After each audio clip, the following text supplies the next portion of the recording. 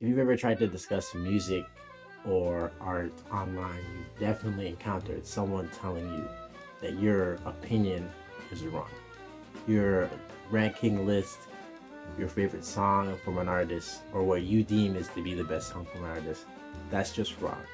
Or you've been in long debates about the best movies, the best artists, all that type of stuff, and you've inevitably encountered somebody telling you that it's just your opinion or it's just my opinion, just a kind of cop out from providing a full argument onto why this is their opinion or and why their opinion is superior to yours. And my numerous encounters in these particular examples have led me to think, is there any objectivity in the arts? Is there any objectivity in music? What is the balance between purely subjective and purely objective views on the arts? And yes, you really made me think, can an opinion on the arts be wrong?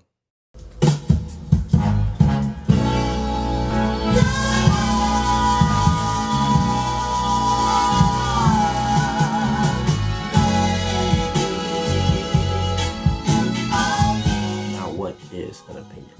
A quick Google search will tell you that an opinion is a view or judgment formed about something, not necessarily based on fact or knowledge. Now, this is a good definition of what an opinion is. This really, there's nothing really I can argue about here, besides the last point where it says it's not necessarily based on fact or knowledge. Now, this is the little issue that I have with everyone who discusses music that doesn't really know about music. Now, if you don't know anything about music, you don't really read or know how music works and stuff like that, your opinions on songs and the arts in general will just come down to, I like this, I don't like this. And there'll never be any real thought behind why you like a certain thing or why you dislike a certain thing.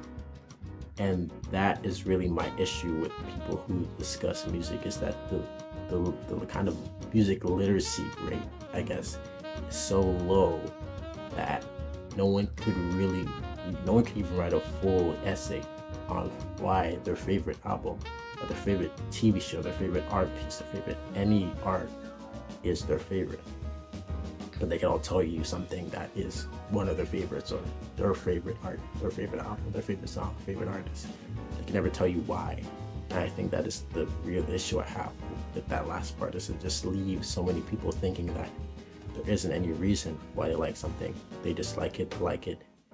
And discussing music really just feels pointless. Discussing any art feels pointless with them because they don't really understand that there is a reason why you like something, and there is a reason why you don't like something. There's always a reason behind it. There's specific traits that you don't like that form your taste. And more people should really know how to articulate that. But at the end of the day, can an opinion be wrong? No, it can't be wrong off the definition of what an opinion is. But that's not where this video ends. This video doesn't end on that. I think the real discussion, the real point of talking about objectivity in music comes down to music critics and less some objective truth of the universe that Drake is the best artist ever. There's nothing really there when you take that angle of talking about objective truths of the universe. There isn't anything like that in any art. But when you're talking about critiquing music, you're either critiquing music in two ways. You are making your own criteria, your own set of guidelines, and saying, to my set of guidelines, or the guidelines of a collective group of people, this either succeeds it or fails it, and that's why this is good or bad. Or you're using the genre rules, I guess, of a specific subgenre or genre of music, and saying that according to this genre, according to the rules saying this makes this music certain, this genre rather than another, this music is bad and this music does not fit in the genre. Those are the two ways you can really critique music. And when it comes down to critiquing music, I think critiquing music should be viewed like the rules in a board game, the rules in a card game. I'm looking at the rules of Monopoly or the rules of Uno, for example. The rules say you cannot stack two cards, you cannot play two cards the same like kind, you can't stack them just because you have four red twos or something like that, a bunch of pick of fours, you can't play them all at the same time. Those are the rules of Uno, the literal rules of Uno. So in the universe of Uno, the little Uno universe, the objective rules are that you cannot stack two things on top of each other of the same kind. You can't play two cards at the same time. And that's really how music criticism works. Music criticism works by having a rule of what is good and what is bad. It's not as black and white, but really what is good and what is bad. And you're taking an album and you're saying, in my little game, in my little universe, does this match up to the rules I've set? And in your universe, it is objectively true that maybe a basic 2-5-1 progression is bad. Anything that uses a 2-5-1 progression is bad, and I'm not gonna call that good music, because that, to you, that is your rule in your little universe, in your little game. That's the rule. So there is objectivity in music in that sense if you view everything in its own little universe, because that's really how we are. We are living in our own little universe with our own people and our own things that matter to us and our own things that don't matter to us, a list of things that excite us, a list of things that will resonate with us. And a music criteria is really an objective rule that you use for yourself or a large number of people who follow this rule. And that's how you really measure music. And this falls into music criticism because now you have maybe a large demographic of people who have very similar rules. And maybe like due to the culture or due to the economic situation of whatever forms groups of people that have similar tastes, whatever rules, whatever really forms groups of people that have similar tastes, now you have a group of people who, and someone in that group of people who is making content, who people are listening to. Now you have someone who can express why a certain type of music will resonate with their group of people. And that's a really interesting concept to think of, that for some people a certain album is objectively bad, and maybe for a larger group of people a certain album is objectively bad, and maybe there is a group big enough to where for everyone in this group this music is objectively bad because their game rules, quote unquote, align to where everything in this album just irks something of their criteria to where it's not good.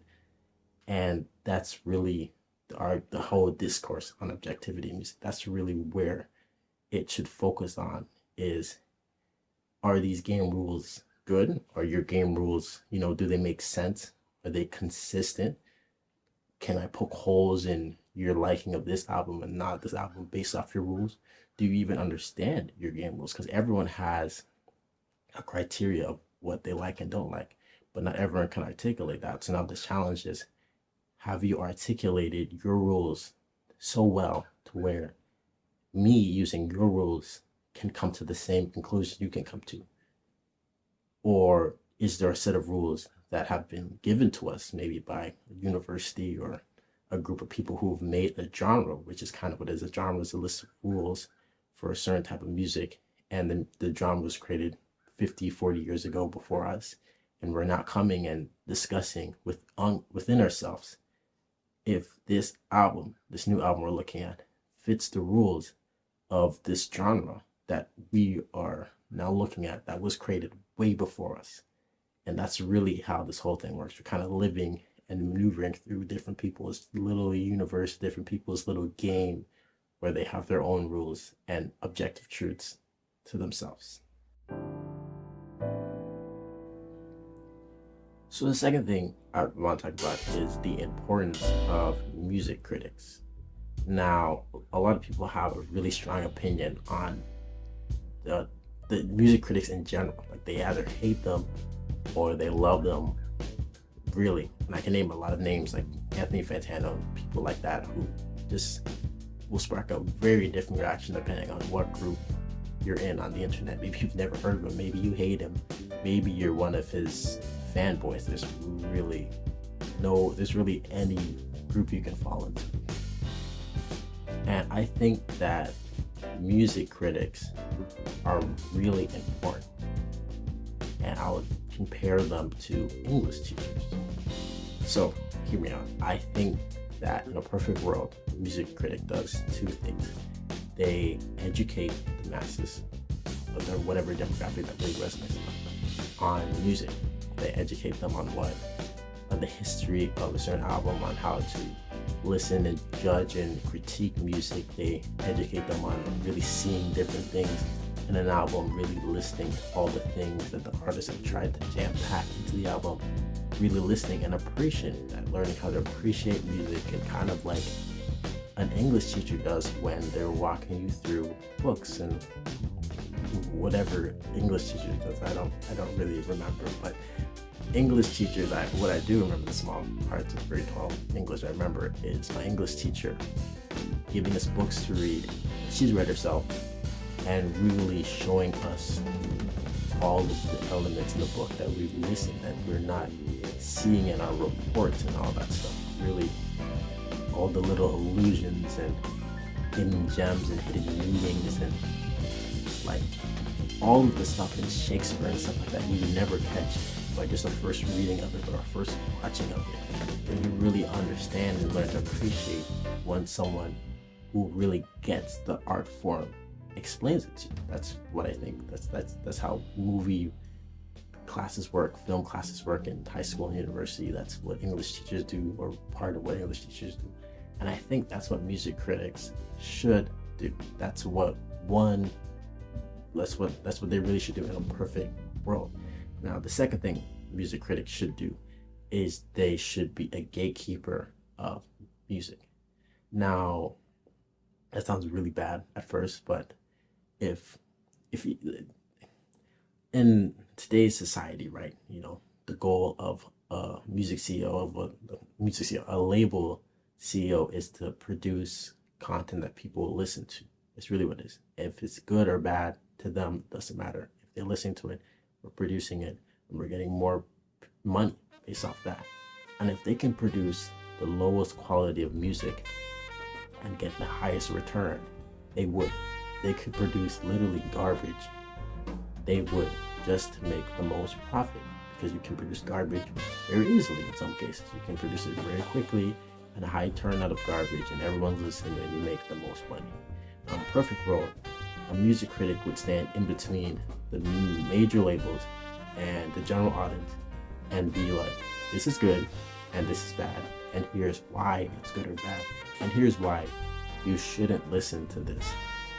And that would kind of signal to the labels and to the artists, we're not accepting this low level of quality, and you need to go back to the drawing board, because you all listen to this music critic or these groups of music critics, and they're telling us this is not good, and they're telling us we shouldn't accept this, and we really trust their opinion, and they go and they make something else, and the album flops, and makes no money, and if it doesn't make money, it's useless in capitalism, unfortunately. But that's really what a music critic should be doing. Now, in the real world, music critics don't just do that, because there really isn't no barrier. There really isn't a barrier to entry into being a music critic. You just need a camera or an internet service and a Twitter account or an Instagram account, a YouTube account, and you release videos or tweets or whatever critiquing music.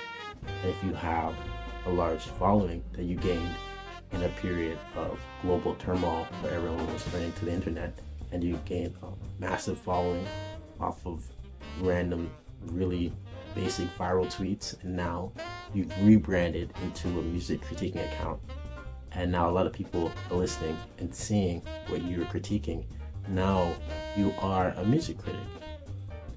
But did you really gain that off of knowing music and all that stuff? No, you really didn't. But you are now in charge, or kind of not in charge, but you're now, a lot of people now listening to you and your opinions, even if your opinions really aren't held to a high standard because you don't really know as much about music. It's like if someone really know about art or English or movies, their opinions on those things would be less valuable. Not necessarily wrong, because we discussed they can't be wrong, but they're less valuable because they have less, there's less arguments behind them, there's less real reasoning behind them.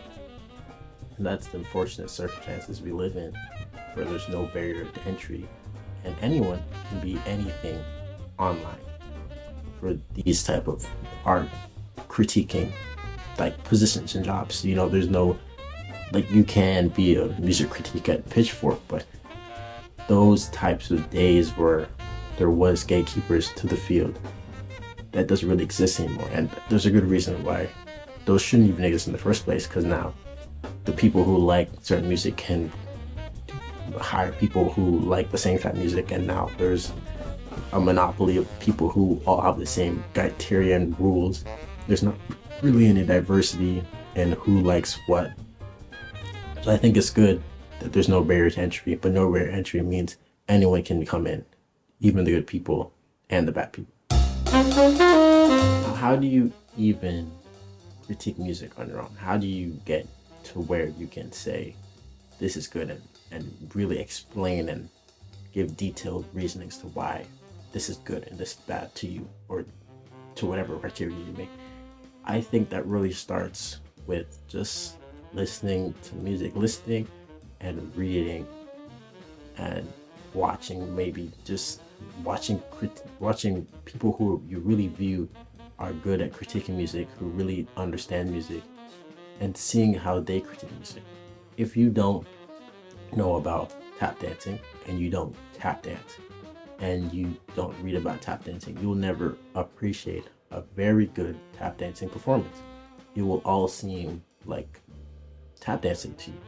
And that's really how it is for music. If you really don't know about music, you will never appreciate really good music when it hits you across the face, because to you it will all just be the same sea of quality, the same sea of music to you. It's just all the same thing. You won't really appreciate, wow, that's a really nice chord this artist used, or wow, that's a really deep reference to a certain social topic that I had no idea about, but now I can see why this artist said this, and I can see the double entendres in these rhymes, and I can see all the work put into the cover art and everything like that. I think that all comes from really reading and listening and having a lot of experience just being surrounded in music and music history and stuff like that. And it starts off by listening. It starts off by Googling your favorite artist, maybe reading a Wikipedia page, maybe reading a solid blog post and seeing how other people critique music. Now, why is this important? Why does it matter if you think that Bad Baby is the best artist of all time? So what? Why does that matter to anybody? I think that for art's sake, it's why this all matters. If you reward people who put out low quality music by saying, this is great, now listen to this, even if you don't think it is great, maybe you think it's kind of whatever, but you don't really have the knowledge to go out and find your favorite music or really explain why your favorite music is this or that and really develop your taste. If you don't really understand music like that, then you'll accept lower quality of music, and if you accept lower quality music, more lower quality music will be put out. And it tells the artists who are putting out higher quality music, who take years to produce their albums, that hey, all your nice work is cool and all, but the Baby just put out an album in a year, in 6 months, put out 2 albums in a year, and you're taking 4 years. And I would rather listen to this in like a year or so. Maybe I'd rather have 2 albums in a year than wait 4 years for your album. And high quality art is now pushed away, and there's less people who are dedicated or even in the financial situation to be able to work on an album for years, because there's pressure from their fans who want their music quicker and who will tolerate lower quality art just because it's coming quick, and they're all the same level of good to them. It's all good to them, so it doesn't matter if it comes out in 1 year or 4 years. They won't appreciate all the stuff you put into it regardless. And I think that's why it's important to really understand music and really have a high music literacy, just so you can appreciate people who really spend time pushing the boundaries of art, to really spend time pouring their heart and soul into certain albums and certain and any art and anything in the artistic world. It takes time to produce quality, and if you reward quality music by listening to it, by appreciating to it, by waiting and not pestering off artists to produce their music quicker, then more quality music will be released, and the expectation in the music industry will be that, yeah, the fans can wait 2 years for a new album because they know when the album will come, it will be amazing, and everyone, meaning the fans, notice, will be able to see the dedication, hard work that was put into producing this album. And that's really the whole point of this. It's to really make the whole music world a better place, to make higher quality music the centerpiece of our society, rather than enjoying and rewarding low quality and low effort music that can just be pushed out every few months. I think that's why it's important to know how to critique music. And yeah, thanks for watching.